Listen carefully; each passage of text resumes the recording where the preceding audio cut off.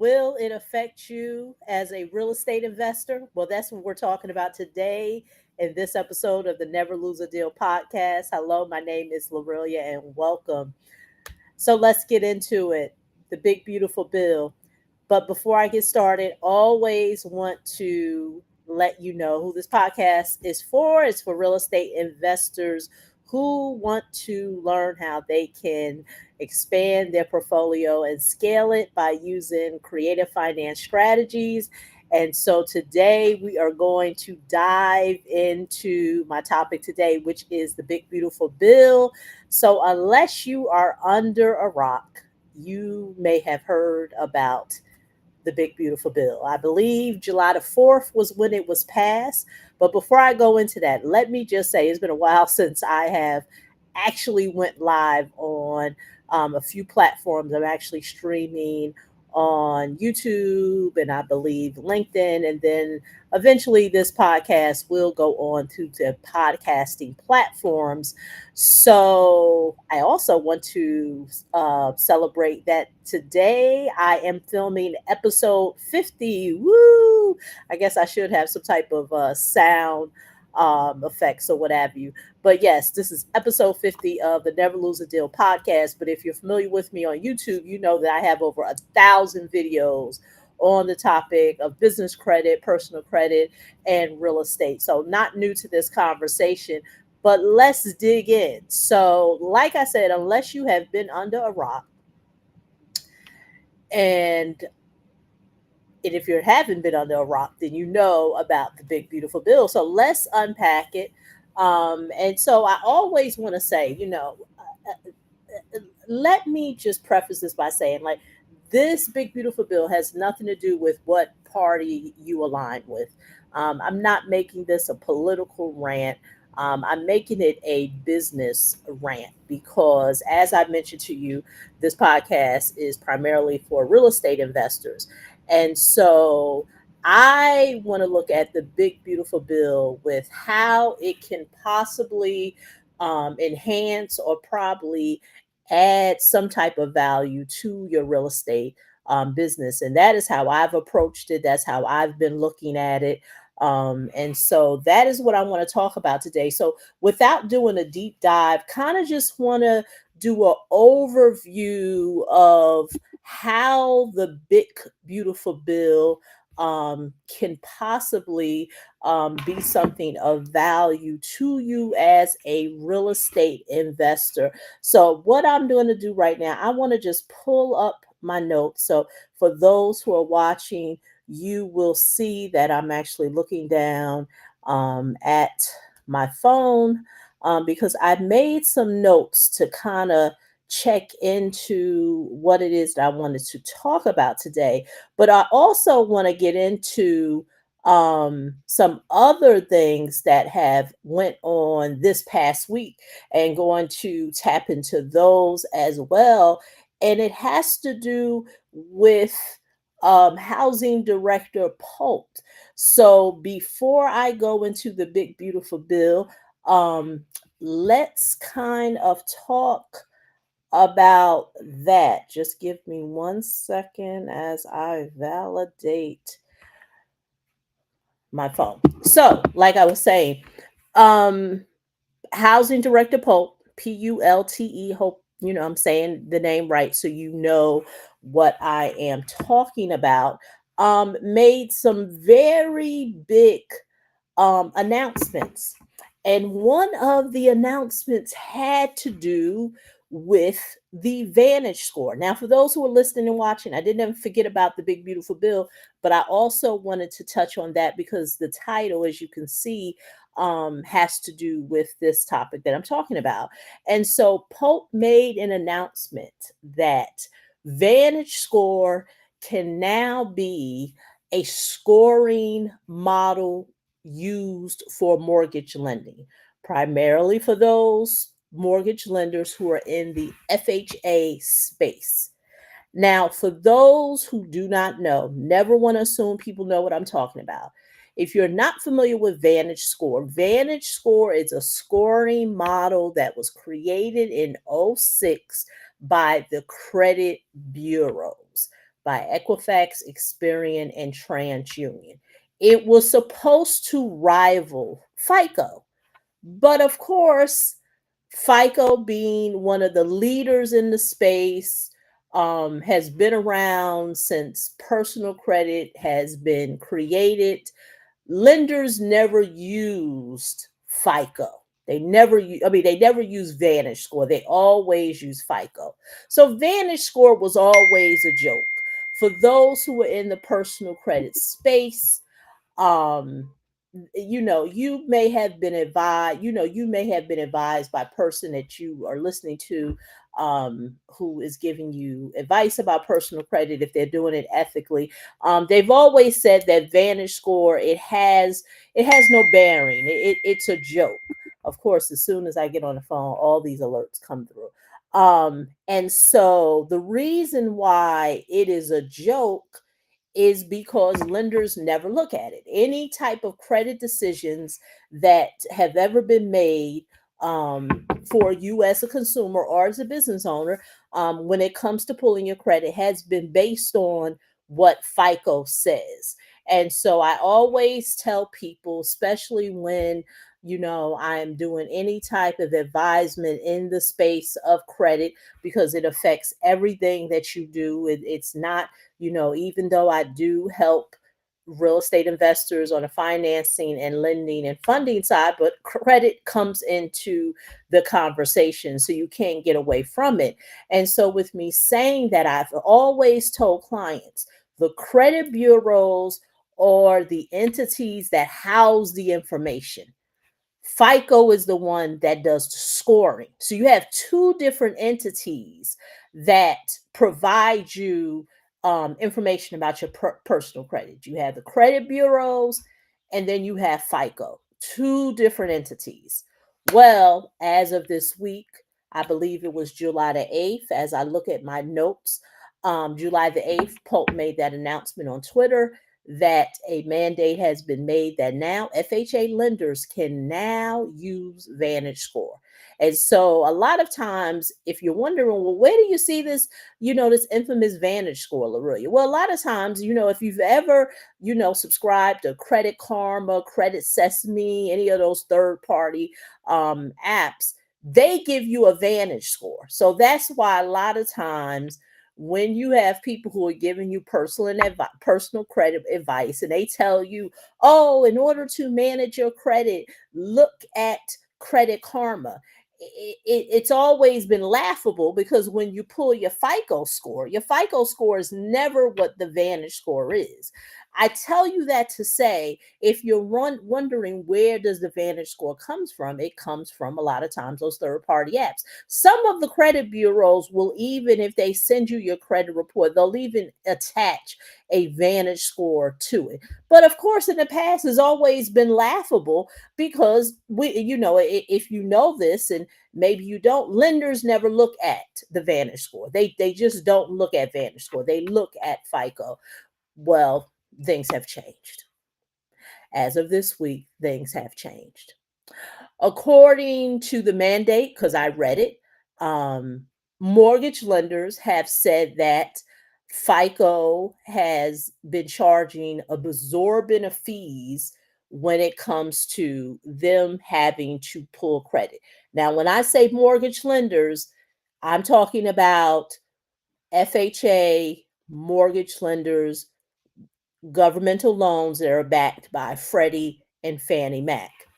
Even though myself, I'm in the commercial space, don't do FHA, don't help clients get FHA loans. But since I'm in the space of real estate, I like to stay abreast of what's going on. But this mandate primarily will affect those who are mortgage lenders in the FHA space, because they said now mortgage lenders can pull the Vantage score. Now, before you get yourself up in a tussle and say, oh, it's going to cost so much money, lenders aren't going to do it because of the infrastructure. Well, according to the mandate says that they don't have to change their infrastructure. And for me, that's scary, because what is that going to look like? If a lender is using a scoring infrastructure that uses FICO and they want to incorporate Vantage score, what is that going to look like? Now, one may say, well, you know what, Lorillia, why are you even worrying about that? It's so much bigger than us. You know what? If it's going to happen, it's going to happen. This is my feelings on it. I tell people all the time, you can look at it any way you want. It is good to stay abreast and know what is happening in the world, especially if you are in the world of real estate, in the world of finance, in the world of lending, and especially if you are using those tools as vehicles to be able to build wealth. You want to be aware because I feel like the next 5 years, and this is where it gets good. If you look at any of my past podcast episodes, I talked about this. Now, I didn't talk about it in the sense of, in terms of Vantage score being a new scoring model that lenders can, but I said that life as we know it economically is going to change. The next 5 years, in terms of personal credit as we know it, being able to get financing, being able to get lending, is going to change. And that is why I have said before, don't let content creators online have you to believe that they are bigger than these billion-dollar, trillion-dollar entities. It is what it is. So I say that to say things that you do now in terms of your personal credit, how you approach it, how you get financing, is going to be totally different in the next 5 years. Mark my word, you've heard it first here on the Never Lose a Deal podcast. So that's something to stay abreast of, especially, like I said, if you are in the real estate space and you rely on financing or lending, or maybe you assist other people with it in terms of maybe you have clients who need housing, you sell homes or what have you. You want to know what's going on. But let's get back to the big beautiful bill. And so let me say this for those who, like I said, this has nothing to do with what a political party you align with. I'm only talking about the big, beautiful bill from the aspect of business and real estate at that. Some of the things that I've noticed in the big, beautiful bill is that one, it favors real estate investors and business owners than they do W-2 wage earners. Hate to say it. A big wealth transfer is happening, and it's going to happen in the next couple of years. Once again, I talked about that, like I said, in other episodes. What it's going to look like is going to depend on you. And that is why I said you need to understand how the big beautiful bill will affect and influence what you are doing in business and real estate investing. Speaking to those who are in that area of business, because that is what this podcast is about. This is for the who's this podcast is for. So any changes that go on with the big beautiful bill, now is the time for you to really look at your real estate business and really be able to map out and figure out whether you're doing it with a tax professional, whether you're doing it with an attorney, and or maybe even someone like myself, a loan advisor who can advise you on what are you going to do in the next couple of years, being able to leverage some of the things that are in the bill. And I'm going to go over that. I say that to say, if a big wealth transfer is going to happen, will you be in that number? Will you be one of those who are going to sit on the sidelines and be in fear and say a lot of things are happening and I have no control? Are you going to be that person? Or are you going to be the person who's going to say, you know what, I have control of this? Because this is what I already know. If you're a real estate investor, and primarily I'm speaking to those who are high achieving real estate investors, those who feel like, or not feel like, they know that they have carved a place for themselves in whatever area of real estate that they excel at. One not being better than the other. It's just that they have carved their own road to say, this is what I do in real estate. I do it well, and I'm looking to amass, an amount of wealth that is for them, and not being able, and they're not being influenced by what other people can tell them how they should be able to amass their wealth. And like I said, for everybody, it is different. But with saying that, if you are that person who is going to take personal responsibility, you are going to be that person who um, is planning on charting their own way and being very proactive and not reactive to everything that is going on in the next couple of years, then you should be looking closely at this bill. So some of the things for real estate investors that I've pointed out was that a lot of the provisions that were made in the 2017 Tax Cuts and Jobs Act for the last couple of years are going to be able to come back. And so a lot of those things is, the 20% pass through deduction that benefits S corps and LLCs. And so, without me giving a class on taxes and pass through entities, I understand those things only because in a former life, I started my career at one of the largest accounting firms in the US. And with saying that, I've worked many years as an accountant. So I understand, and believe you me, I've did a lot of tax work. So I understand pass-through entities, but I do not give advice on those. And so pass-through entities, for those who use them, they are very familiar with them.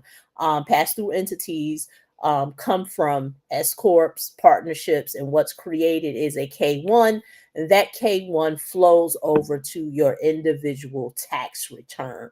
So a lot of those benefits are going to be coming back. Bonus depreciation is going to be restored. I've talked about that in the past. Bonus depreciation comes in a lot of times when you buy assets, especially with what I do. Business owner wants to expand, or they want to scale their portfolio. They know they're going to leverage financing. They don't let the financing scare them, because why? They're going to get the tax write-offs with the depreciation. And then, of course, now they're going to get a bonus depreciation. So that is why they are real estate investors who debt doesn't scare them. So if you've heard my podcast episodes in the past when I've talked about why the wealthy leverage debt and taxes, is because it creates what's called phantom income. This is income that does not get taxed. So once again, that is going to be a very big thing for real estate investors, about them bringing back bonus depreciation. Another thing is 1031 exchanges will stay intact, or they may be expanded. And then also possible interest deductions for higher leverage portfolios. And I've talked about the depreciation loopholes. Another thing that I want to point out is that, and this is, I've read somewhere, so I didn't get this from the Big Beautiful Bill, but I did read something where a professional talked about that state and local taxes could possibly be higher due to these changes that are happening on the federal level. So I say all that to say, just by reading this bill or being familiar with it, you will know that a big wealth transfer is going to happen. my question to you is, will you be in that number? Will you position your business, talk to your professionals to be able to take advantage of some of the things that are going to take place in this big, beautiful bill? Reason why I'm looking down is because I want to make sure I'm just covering a lot of some of the things that I pointed out. Another thing is the cost segregation. Now, cost segregation has to do with, once again, depreciation. So I did talk about depreciation, but there are some real estate investment classes where cost segregation can really help a person save a lot of money. I know in my when I worked as an accountant, I didn't do a lot of cost segregation work. That's a very specialized area, and so many of the CPA firms that I've worked with, they had when you work with a big firm, they have another department that will handle cost segregation. So I was never really involved in that type of work. We would just take the information from the cost segregation specialist to be able to apply to the tax return. But once again, this podcast, I'm not giving no tax advice. It's just that I am familiar with these terms because I have worked in this capacity. And I say that to say these are the things that are going to take place with this big wealth transfer. It is what it is, like I said in the beginning, does the big beautiful bill favor W-2 wage earners? No, unless they are investing. And I've said in the past, a lot of clients of mine who do have high incomes, and I know high is relative, but I'm talking about those who make above 250 on a tax basis, especially if you're a single man or woman, you can possibly get hit with a very big tax bill. And so the way they offset that is they are investing into real estate, creating portfolios for themselves to be able to lighten the tax load with what they pay. So that those are just some of the things that I wanted to point out. Like I said, just to do a recap, pass through entities, deductions, bonus depreciation, possibly expansions with 1031 tax exchanges, cost segregation. And so it is what it is. And so how will you be in that number? Where's your business right now, and where do you possibly see or want to see it in the next couple of years to be able to take advantage of some of these changes? Now, I want to just give a little history lesson. I remember being a young adult in the 2000s. For those who are old enough, and so in the 2000s, if you all know who was president at that time, like I said, this has nothing to do with political affiliations or what have you. But during that time, there were some changes that took place once again in real estate. And so those changes that did take place, real estate investors took advantage of them. Now, I will say this: at that time, I was a young adult. I was working professionally, so that was when I had on my accountant's hat. I was working as an accountant in New York City, working for some of the largest CPA firms, um, and so I remember being that accountant who was doing the tax returns of the ultra wealthy. And so I would see them investing in real estate. A large portion of their portfolio had real estate. Of course, it was other things as well, but they were highly diversified, and real estate was one of them. And that right there, it gave me the aha moment, because during that time I'm reading books, typical young adult, lived in New Jersey, traveling in New York City. ride was only about 20 minutes from, if those who are from the tri-state area, 30 minutes on the train from Newark, New Jersey to New York City. You're not on the train that long, but you're on it long enough to be able to read a book. And I remember around that time, that's when I got first introduced to Robert Kiyosaki, Rich Dad Poor Dad. And as I'm reading the book, I'm seeing those things that I'm reading. I'm actually doing it at a job. Like I'm in the role of being an accountant, seeing how all these entities that these the wealthy people are investing in. So I'm seeing it. Like I'm like, oh, this is what it looks like in real life. That's what made me want to take real estate seriously. So being a young adult, reading the books, getting exposed to things. Not only am I exposed to it professionally, but I'm also reading about it, able to bring those two worlds together. Well, of course, that birthed me getting into real estate.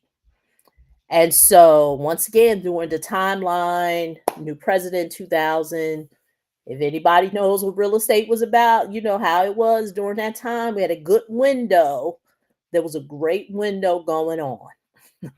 That window was so great that in 2000, 2006 was even better. Was even better. Well, of course, the whole bottom fell out in '08. It is what it is. Now, you got people that they want to predict. Well, I feel like this is just going to be a redo of what happened before. Hey, like I said, I'm only going to control the controllables. I'm going to control what I can control. I cannot control what housing director Pope is going to put out. I can't, I cannot control what new things are going to come down the line from the government standpoint of other initiatives, but I can control what I can control. And that has to do with my own economy. Going back to don't be reactive, be proactive. And that's really the main point of my podcast episode today is who are you and how will you be able to control your real estate portfolio as an investor? Will you leverage some of the things in the big beautiful bill? Will you at least be aware of them? Will you go talk to your professionals to find out how can I be able to position myself and my business in real estate to take part in these initiatives? And like I said, those conversations may be with your accountant, your CPA, your tax advisor, your attorney, someone like myself, your lending partner, to see what you want to do in the next couple of years. Because, like I said, this is not just good conversation with saying, "Oh, a big wealth transfer is going to go, is going to occur." This is saying you could just literally read the world as we know it is going to change. Now, I was just going to do a separate show on it, but let's just talk about another initiative that also happened last week. That housing director Pope made an announcement on Twitter. Crypto. And I'm no crypto person. I invest in it on a personal basis, but I give no advice on it. No expert.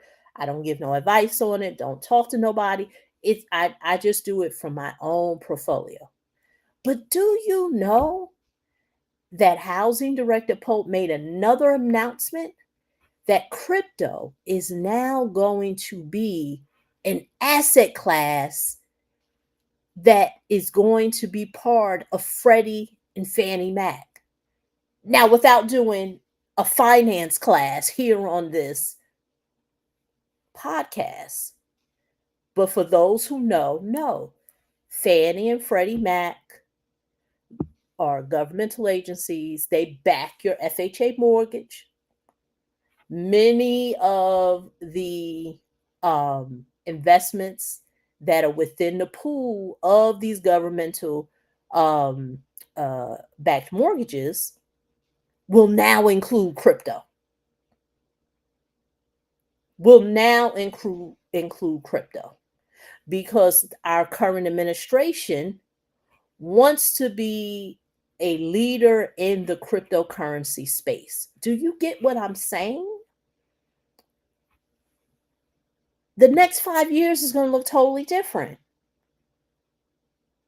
So you want to be abreast on these mandates that are happening, or because crypto being part of a pool of investments that are within the Fannie and Freddie Mac portfolio.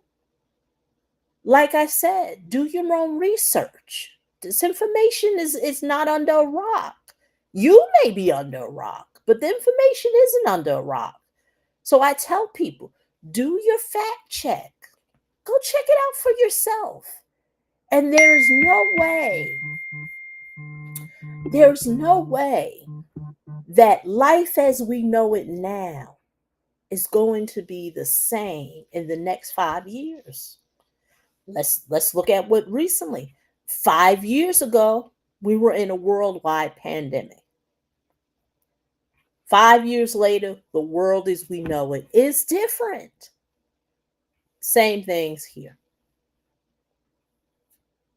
On an economic level, the world that we know is going to be different.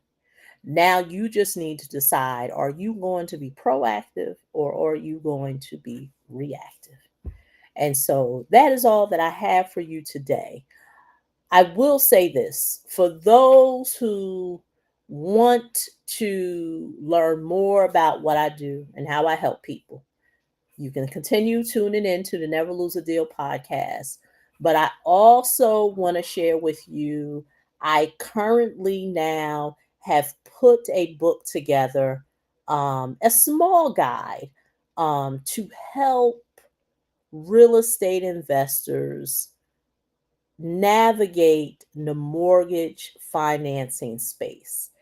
And so the book is called The Mortgage Freedom Plan: How to Help Self Employed and Real Estate Investors Get Financing Without Personal Tax Returns and without using their personal income. I say all that to say because with all these initiatives that are coming down the line, you want to know all the possible avenues that are available to you. High achieving real estate investors, they know they're not trying to be an expert in everything. And so understand when it comes to outside of FHA, because like I said, I don't do FHA, don't do conventional, don't do VA, don't do USDA loans. Primarily, I work in the space of in the asset-based lending space, and that falls under commercial. And it is too much for one to say they know everything. You don't. And but if you're serious about scaling and being able to expand your portfolio, you do want to work with somebody who can help you navigate those waters. The hardest problem, and I feel bad for a lot of professionals because they desire to scale and expand their portfolio, but they're listening to FHA people, or they can even be experienced and they can't get out of their own way because they don't realize they don't know what they don't know. Your other financing professional may only have access to certain products in the space. So I say that to say the book, the Mortgage Freedom Playbook, is a book that can at least give you some insight, like I said, just so you kind of know what's going on. And if you want to learn more about that, you can just go to www.neverloseadealpodcast.com and you will see a link on that website for you to get your copy. And so currently, right now, it is an ebook, but it will be a physical book soon. So I say that to say now is not the time to um, react to things. You want to really be proactive with how you see your life, how you want to design your life, as well as your real estate business. And so I want to help you navigate those waters, keep you informed of what's going on. And that is why I do the Never Lose a Deal podcast. And so if you know someone who is in the real estate space and they want to get information that can help them, like I said, expand and scale their portfolio using creative financing, please let them know about the Never Lose a Deal podcast. Please share it. Let me know your thoughts. If you're listening on YouTube, leave me a comment. If you are on some of the social media sites, because like I said, I haven't went live. Usually I do a pre-recorded version and I upload it, but I'm live today. We're episode 50. Leave me your thoughts. Let me know what you think. And until the next time, I will see you in the next episode. Okay.